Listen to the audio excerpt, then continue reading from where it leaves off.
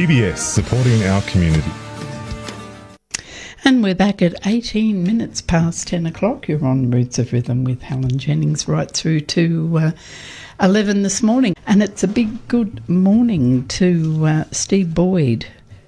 Good morning, Steve. And Paul Fidesz. Good morning, Paul. Good morning, Helen. How are you? And respectively, the singer, songwriter and guitarist. That's right. From Steve Boyd's Rum Reverie, and the drummer and songwriter. Correct. Yeah, that's that's good to have you both in the studio, and very excited I was when I put this on the turntable.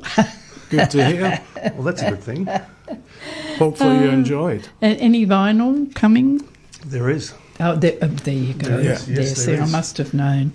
Yeah. Let's go back to the beginning. This is actually the debut full release from Steve Boyd's Rum Reverie, the band that, under that name, you've been performing under, for about 3 years now? Yeah, we've It'll come be into about the that, third wouldn't year. it? Oh, yeah. Coming up to Start the of third year. 2016, I think we kicked it off. Yeah. And, so it's been going really well, a lot of shows. Yeah, fantastic. And at late 2016, I think it was, you put an EP out. Yeah. And that did amazing things. I know it was one of the finalists for the Music Victoria Age. Yep. It was. Music which was Awards. A great yeah. surprise and quite an honour, really, considering we were so new as a band. So Yeah. It was great. Quite a privilege. We got quite a lot of mileage out of that little EP. Yeah. And we're really releasing that on vinyl too. That's going to be on vinyl as well. Oh, so, fantastic. Yeah, well, that's all the go. I've got another new release this week from one of our supporters, King Puppy and the Carnival Fantastic. vinyl as well. Whoops. Oh, dear. Okay, now the new album, Voodoo... sorry, that was the last one, Hoodoo Hip Shake. That's the one. Yeah. Great original material. Now, I did say to you both when you first arrived, trying to find the right track to play, I thought I'll choose 2 or 3 tracks. Well, yes. It was impossible to pinpoint. So I thought, well, let's start at the very beginning with the very first track. Most of the tracks are either written by yourself, Steve, or co-written with Paul. That's right. Yeah. In fact, all of them. Yep. Are done that way. Yeah. Yeah. The concept it started out as a duo. Mm-hmm. This whole band concept, and it just sort of, as these sorts of things tend to do, it just grew from there. Glue out. Yeah, well, now there's 9 of us, 8 of us. Yes, So, yeah. Sometimes, yeah. Yeah, sometimes between 9, 6 to 9, yeah. We had 9 people at the Loman a couple of weeks ago, and Yeah. that was a feat in itself.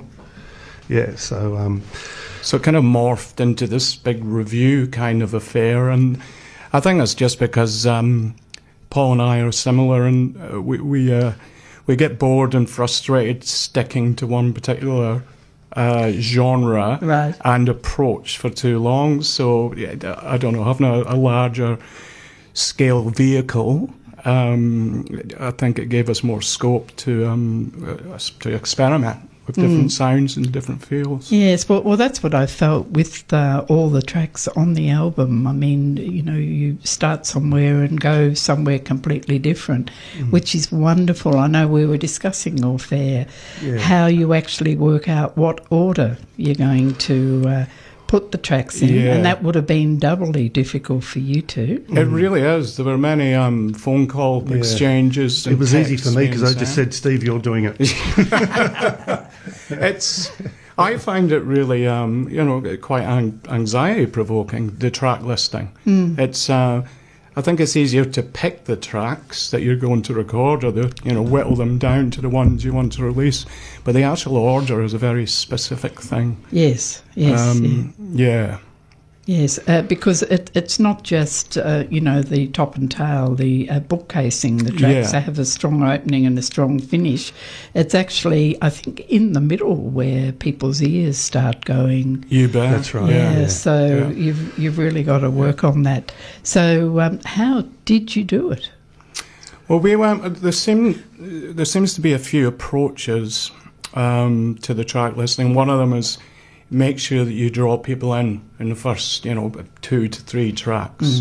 So we tried to do that. The first track, I think Paul mentioned earlier, we wanted to do something that we'd potentially open up a set with, and we do open up the set with that song occasionally.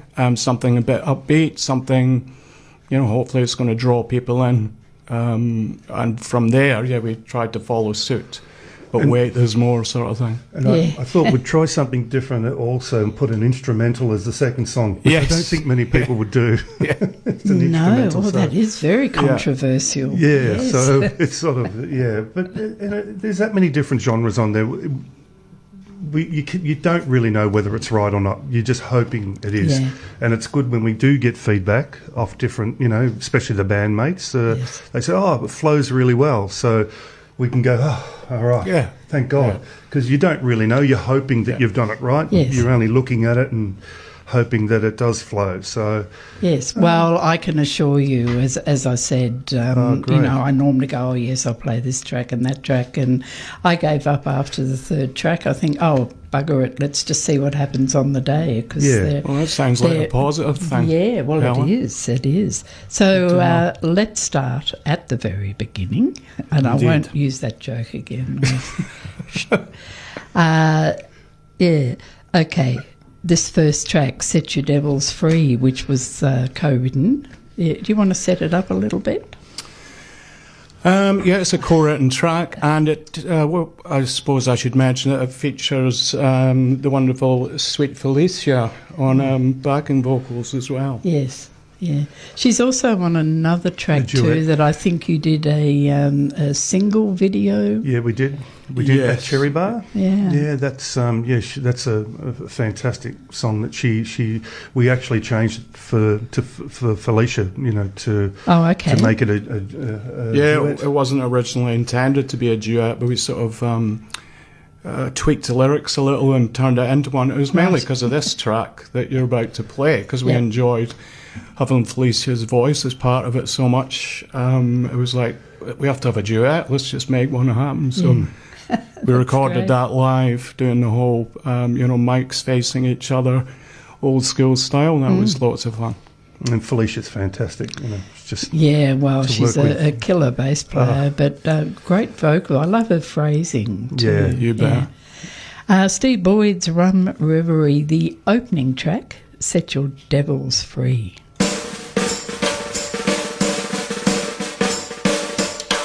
Get it on.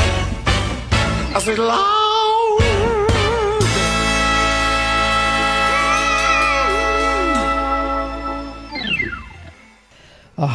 Killer. Absolute killer there, Steve Boyd's Rum Reverie.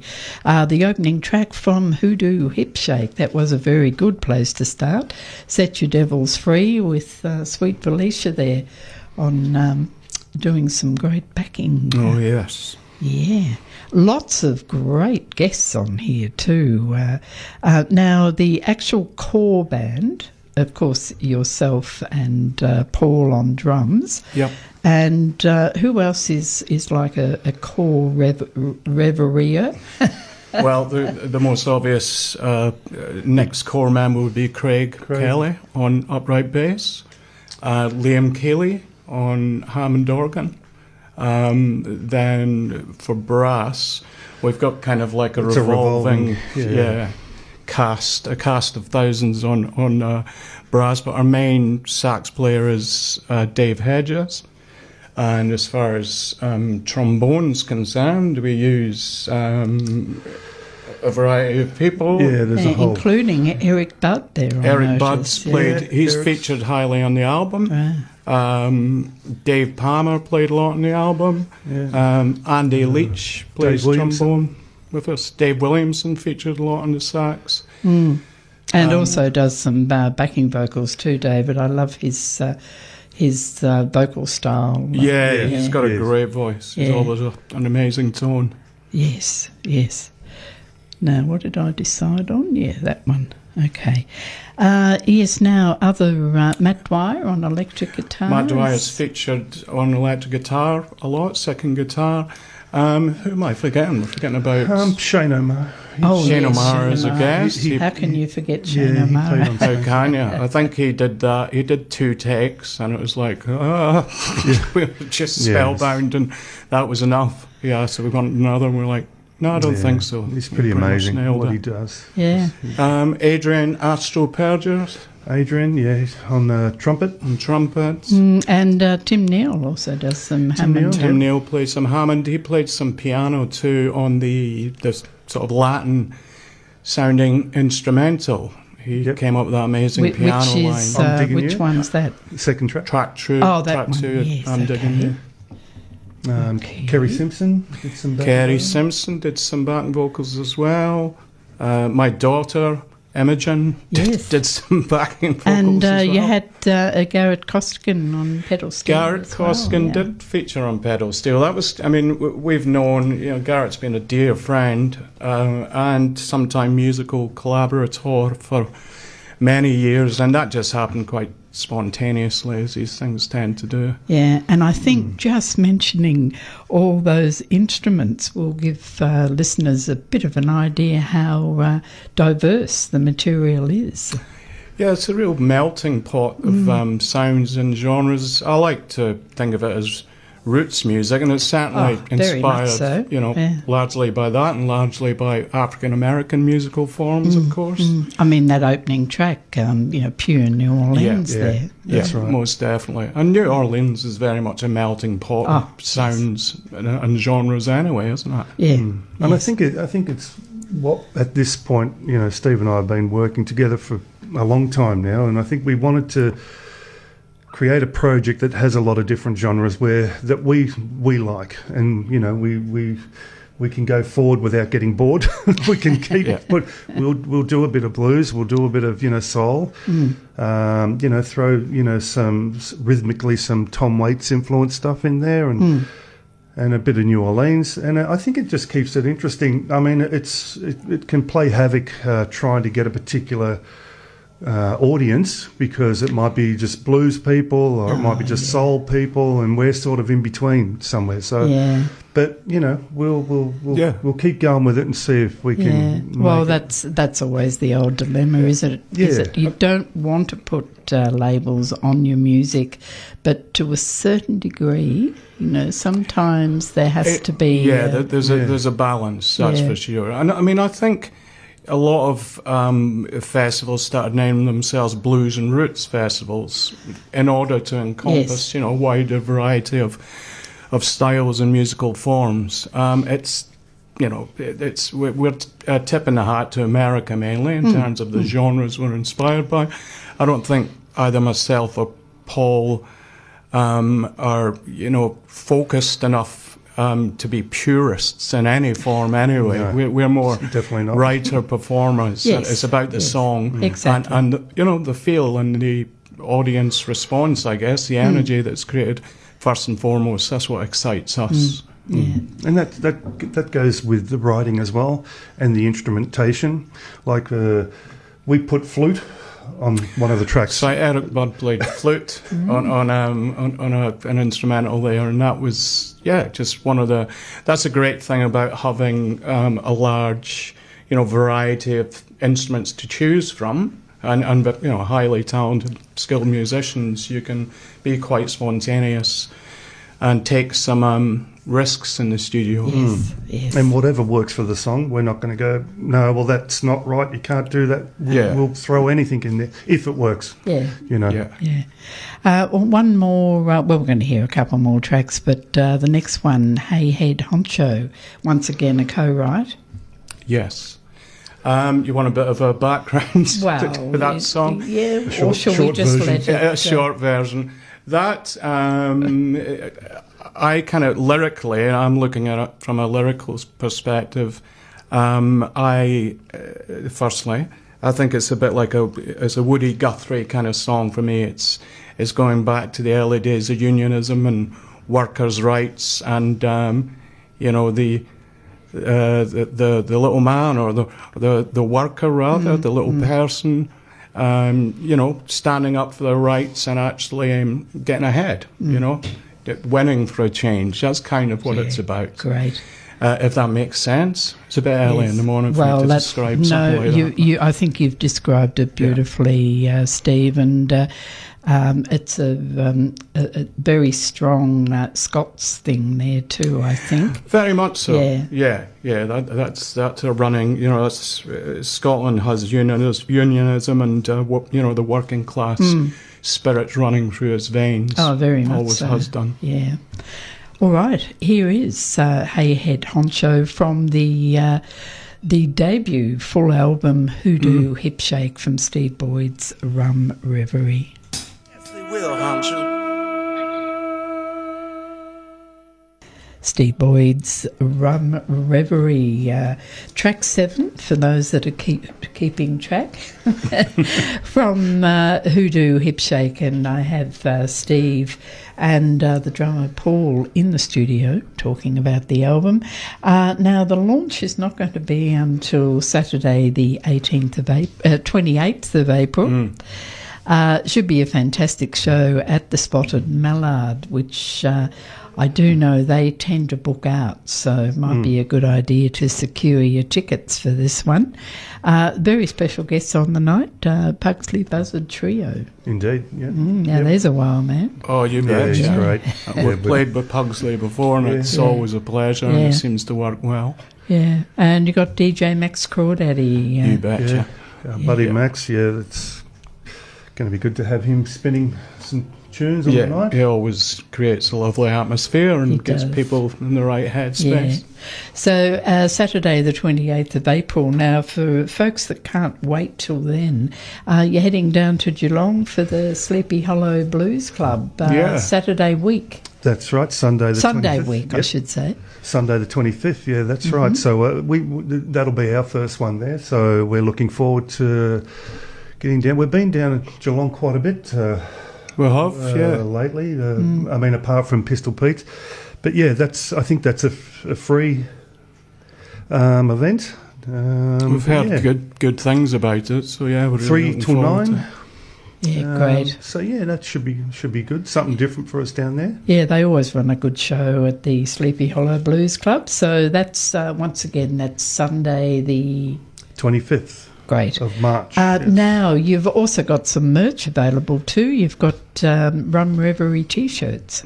We have, Yeah, we've got some T-shirts just recently available, which can be purchased through our Facebook page. There's a link there, a shop link. We'll have vinyl. Yes, you're going to be releasing the EP on vinyl. Yes, the old EP is going to be out. As well as the album. That's right. Fantastic. When is that coming out, roughly? That'll be June. We've been told June. Okay. So It's a bit of a wait for the vinyl. Mm.